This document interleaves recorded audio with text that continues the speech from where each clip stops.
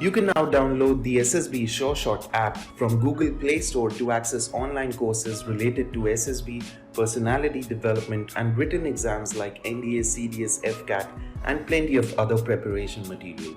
For a limited time period, you can apply the coupon code SureShot20 to get a flat 20% discount on all the courses. Hurry up and become a part of the SureShot family. Good morning, boys and girls. Good morning, sir. Today I am going to conduct a class on geopolitics. What is geopolitics? What is the significance as far as the armed forces, more especially for you all as aspiring students wanting to crack the SSB? What is its relevance? I will be telling you in great detail, and with special reference to India. Geopolitics covers the entire world, but our focus today will be on India. This is the pointer, you can see it clearly? Yes, sir. Okay. Anyone can tell me what is geopolitics? International relation of a country with other countries. International relations of a country with other countries. You're generally right. Anybody else who can improve upon it? Geographical politics, basically other countries wanting other countries' land geographically.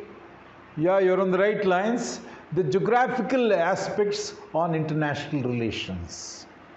You see, geo means the earth. You're all aware? Geometry, measuring the earth. Geography, studying the earth. Geodesy. So similarly, geopolitics is politics involving the earth. In other words, in broad terms, we understand geopolitics is those geographical factors which affect the international relations, as you rightly brought out, country to country because of these geographical aspects. It started off as a study in the mid-19th century. But over the years, with the advent of technology, the geographical factors definitely remain important. But a host of other technological factors have made it taken on a different dimension.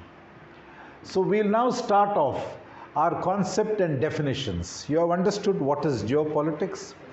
In a country like India, which is actually a subcontinent, we'll start on a minor scale. You forget outside the country. Within India, have a look at the physical features. You've got the Himalayas on top, stretching all the way from Ladakh down to Arunachal Pradesh.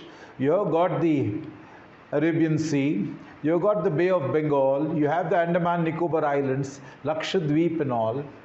You have the great rivers, the Ganga, the Brahmaputra flowing. And don't you forget, this is all one great continent, subcontinent. Pakistan, then West Pakistan, East Pakistan, Bangladesh, Sri Lanka, Burma. These were all part of the undivided British Empire. And their physical features, which form many of your state boundaries, say the Krishna between Maharashtra, Karnataka, and Andhra Pradesh. Similarly, if you see it in a broad perspective, these huge features, the Himalayas, are a great border between India and so many other countries. We will focus on these, then we will go on to the effect on other countries as we proceed along. So primarily, let us say, for example, you are the Andaman and Nicobar Islands. Here they are. A group of 800 islands. The Andaman and Nicobar, say about equidistance from Calcutta, from Vizag, and from Chennai.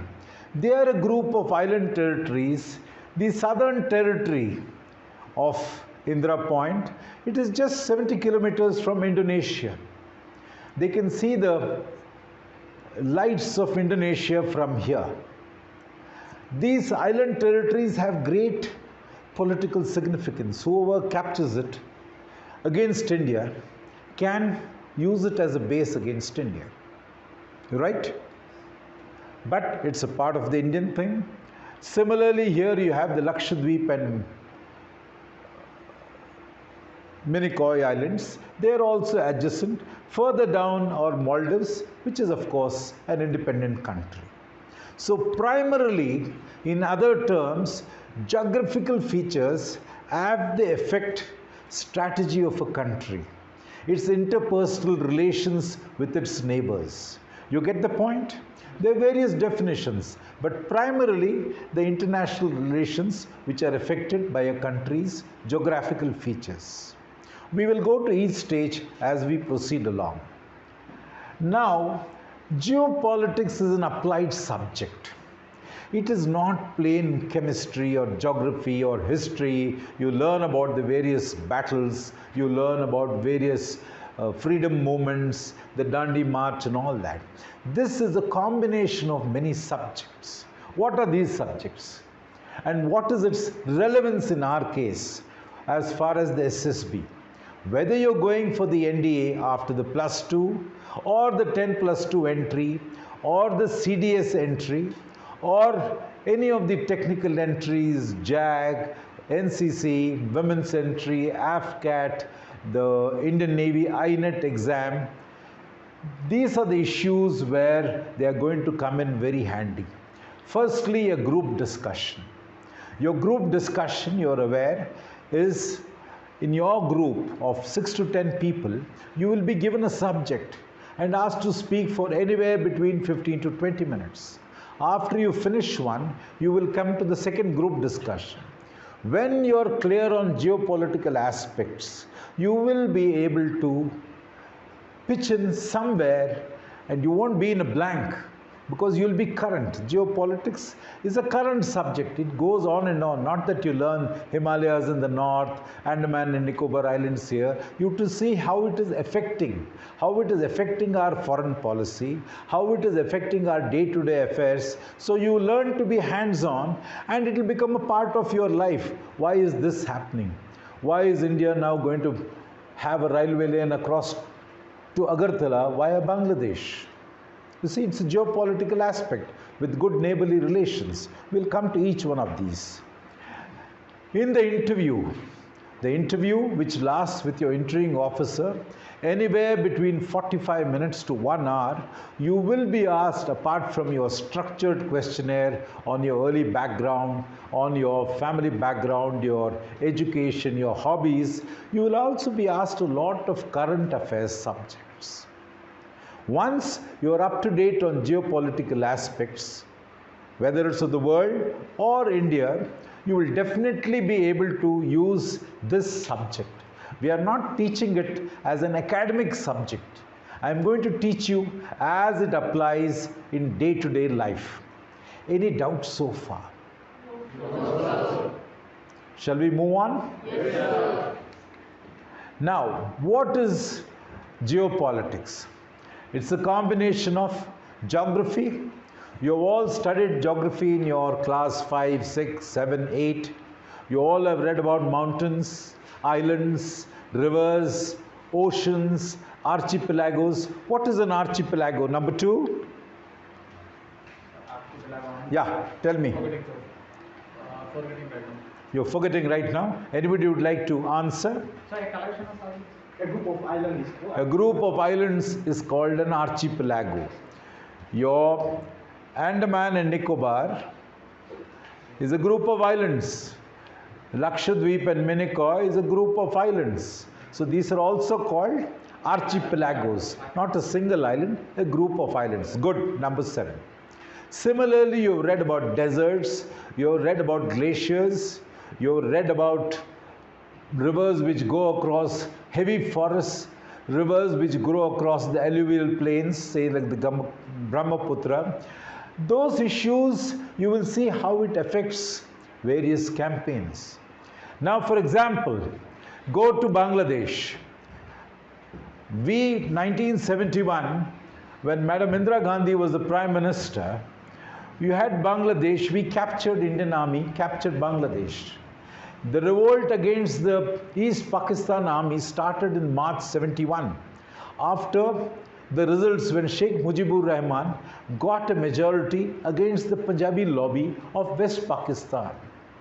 Around July, August, The Prime Minister of India, Srimati Indira Gandhi, told then General Sam Manekshaw, I want you all to move into Bangladesh, here, across this. Now Bangladesh, like West Bengal, is an alluvial plain, delta, heavy rainfall. Your complete transportation will get bogged down. He said, Madam, I cannot do it now. Lot of rivers, the Jamuna and the Pabna, the same which we call the Ganga and the Brahmaputra, when they go into this delta area, they are not navigable in the monsoon season. We deferred the operations till December and finally we entered and liberated Bangladesh by December 16th, which you are all aware is the Vijay Diwas. It is also the National Day, Independence Day of Bangladesh. Okay, since we have had a common culture, can you tell me who is the person who wrote the national anthem of Bangladesh? Anyone? Yeah, number 7. Yeah, Sir Rabindranath Tagore wrote Amar Sonar Bangla, which is the national anthem of.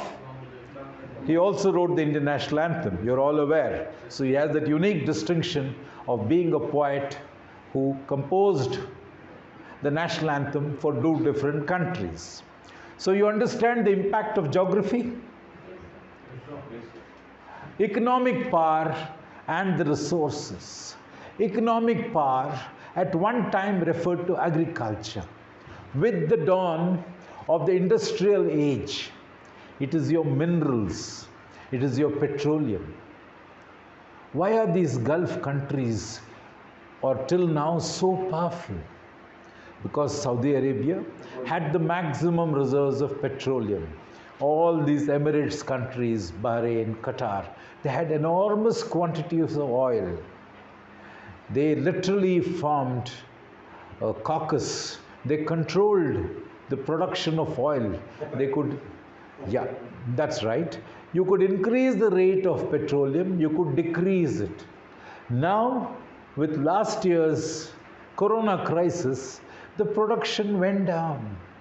The complete rates of petroleum fell down. It showed that petroleum, once treated as the black gold, did not have the new value which it commanded over the years. Now, the whole focus is on electric energy. What are your batteries made of, your mobile batteries? One, let him speak. You've spoken already. Lithium. Lithium. Good. Where is lithium found maximum in the world? Anyone who's not answered. Number 5.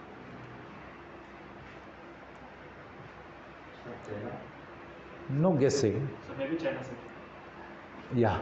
South America, Bolivia. South America, Bolivia, Chile. Maximum deposits of lithium are found there. So from a state of obscurity, South America, these 2 countries, Chile and Bolivia, are said to, control a great amount of economic power by having vast deposits of lithium.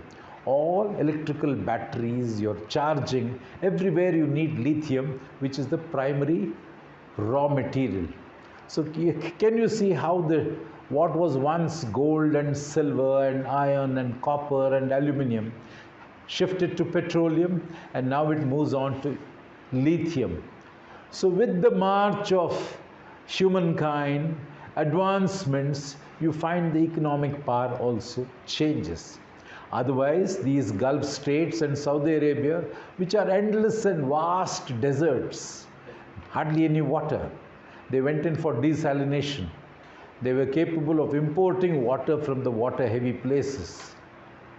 Desalination is a very costly thing, but the Gulf countries could afford to because of the power of the petroleum. Don't forget to subscribe to our new channel SSB SureShot Plus for exclusive new videos. Also follow us on Instagram for all the latest updates. Check out a SureShot guide to crack SSB on Amazon. The link is in the description below. Now it's going to shift to lithium, as you've understood. So that is economic power and resources. Military power, you understand? A combination of the army, the navy, the air force, and strategic forces today, which includes the nuclear missiles, the intercontinental missiles. A country like America, which has never fought a battle in its own country, is ready to deploy its military power all over the world. Clear? That's because of the immensity of the military power that they command. Technical advantages. Technical advantages, here primarily your development of newer and newer technologies. Today, your tech giants, Microsoft, WhatsApp, Mark Zuckerberg, all these people, they are sitting on trillion-dollar industries because of the power, soft power. Facebook is able to influence countries. WhatsApp is able to influence because of the cross-cultural penetration they have done. They dictate to the small countries. Even America today is able to bring them down to answering. They have become far too powerful. You all are aware of what is happening insofar as privacy is concerned. This tech power, combined with conventional strategic nuclear power, is one issue wherein what was earlier a geographical facility or geographical abundance has been overcome because of technical advantages. You understand? You get the point? It's got neutralized. You don't necessarily need a group of islands called the Andamans. The USA will have 10 aircraft carriers. An aircraft carrier is a floating platform.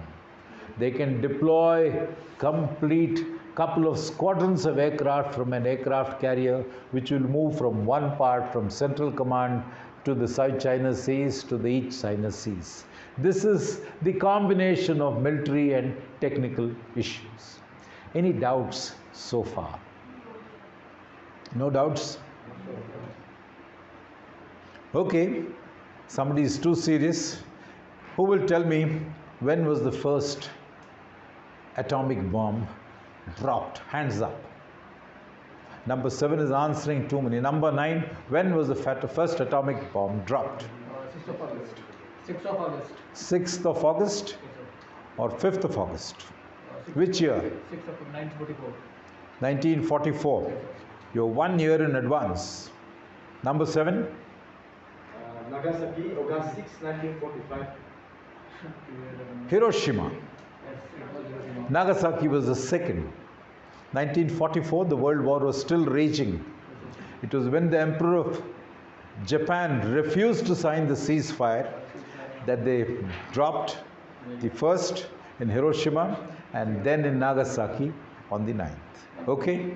Fine. Just wanted to take your attention back to the advantages of technical advantages with military power. Now is your historical and current issues. What about historical? Somebody can tell me. Historical baggage. Ruled by colonial British. Okay. Ruled by the colonial masters, Commonwealth, or any other. It could be Dutch, it could be German, it could be French. Okay. Why does France have such a lot of influence in Lebanon, in Algeria? Because they have controlled those countries. You come closer home, India, Pakistan, Bangladesh, Burma or Myanmar, Nepal of course, Sri Lanka. They were all historical associations ruled by a common thing. Whether, and the current state, we have never come to, shall I say, a peaceful situation with our western neighbor, Pakistan. But we have come to a peaceful issue with Bangladesh. With Sri Lanka, it remains something or the other. With Nepal, the only Hindu kingdom many decades ago, we have a love-hate relationship. though we have always been a secular state, a common culture, what you're saying, with Nepal, we have special ties with them. Clear? You can take the same thing, talk of Goa, the Portuguese influence. People are there who go back to, there's still Portuguese spoken in Goa. Brazil, the Portuguese, such a small country on the Iberian Peninsula, they controlled such a large country called Brazil. Portuguese influence is there. Argentina, Spanish influence. The Spanish people were great seafarers and adventurers. That's how Spanish remains spoken there, as also in Mexico. Then we go on to miscellaneous aspects. What do you think affects miscellaneous aspects which affects geopolitics? Governments. Huh? Governments. Yeah, tell me. Explain it. For example, we have a BJP government here, which other countries don't like. They would want to have a left-wing government, like maybe Congress, maybe some other communist parties. Give me a better example. Take an international grouping. So just like a change in power in USA, there was Donald Trump earlier. Now it is Joe Biden. He is more closer to the Arab countries which India hates. So it would change our relations with this. Yeah, I'll give you a very clear example so that you understand. After the Second World War, we had these Eastern Bloc countries, Czechoslovakia, Hungary, Romania, Bulgaria. They were under the influence of the Russians, the Eastern European countries, the Eastern Bloc. During the height of the Cold War, the Western European countries, France, Germany, Britain, along with the US, formed the NATO, North Atlantic Treaty Organization. So they were bound by a common military doctrine. So in case the Russian tanks came across and attacked Western Europe, they had a military alliance. You get the point?